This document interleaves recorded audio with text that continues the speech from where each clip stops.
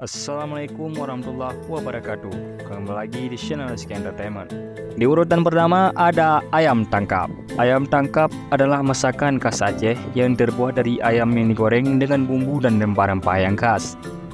Kebiasaan menyantap ayam tangkap sudah menjadi bagian dari budaya masyarakat Aceh. Pengolahan ayam ini tidaklah sulit, yaitu hanya dengan menggoreng setelah sebelumnya sudah terlebih dahulu diberi bumbu agar gurih saat disantap.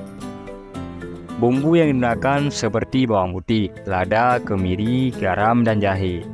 Setelah dibumbui, ayam lalu digoreng sekitar 5 hingga 10 menit.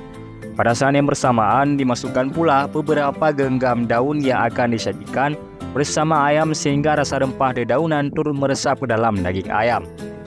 Daun yang digunakan antaranya daun kari, potongan daun pandan, dan salam koja. Dedaunan itu pula yang kemudian menutupi sajian ayam tangkap pada setangkup piring.